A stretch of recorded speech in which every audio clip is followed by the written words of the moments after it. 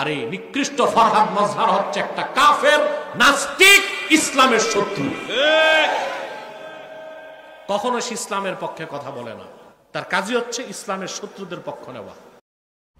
ফরহাদ ভাই, আমি আমি আমি আমি আপনার একজন, এটাকে কি বলে, আমি এই পলিটিক্যাল পার্ট থেকে না, কিন্তু অন্য জায়গায়, কারণ ওগুলি আমি একটু, যেহেতু আমার বুদ্ধিশুদ্ধি কম, আমি একটু কম বুঝি, কিন্তু আমি আপনাকে পড়ি, আমি আপনাকে একটা লম্বা সময় ধরে আপনাকে পড়া, তো আমি এই জীবনে কোনোদিন এরকম পাইলাম না যে আপনি কোনো লেখারে কোনো একটা নীতিমালার মধ্যে দিয়ে নিতে চান, এরকম আমি জীবনে বুঝি নাই ফরহাদ ভাই, যে এটা বাংলা একাডেমি নীতিমালা হোক, ধর্মীয় নীতিমালা, কিচ্ছুর মধ্যে দিয়ে আপনি নিতে চান, এটা আমার জীবনে মনে হয় নাই। না, কেন নিতে যাবো না? আমি তো লিবারেল না, দিকের সন্দেহ নাই, আমি তো জনগণের পক্ষে কথা বলি, ফলে লিবারেলিজমের সঙ্গে তো আমার বিরোধ থাকবে। আমি নীতি চাইবো না কি জন্য? আপনি আমাকে ডেফিনেটলি জনগণের পক্ষে, নীতিত্বের পক্ষেই লড়তেছি আমি। এখন যারা এই জনগণ মানে সংখ্যাগরিষ্ঠ জনগণ, তাই তো?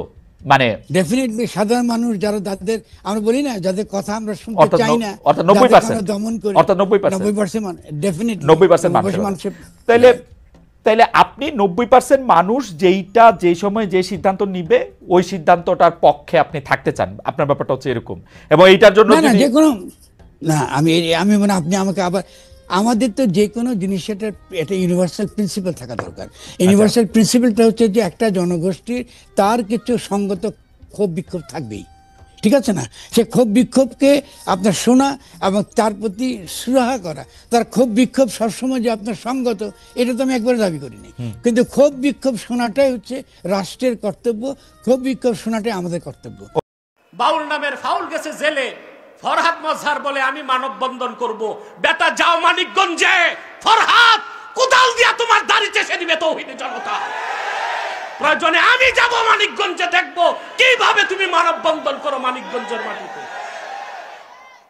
দেশকে গৃহযুদ্ধ লাগাতে চাচ্ছে ফরহাদ মজহার, সে যুক্তরাষ্ট্রের সিআইএ এর অ্যাপয়েন্টেড দালাল। বাউলদের পক্ষে নামছে আবার ফরহাদ মজহার, এ নামছে। এটা হলো শয়তানে আকবার। বিগত জালেমের 16 বছরে ছিল শাহরিয়ার কবিরের মতো ভণ্ড বুদ্ধিজীবীরা।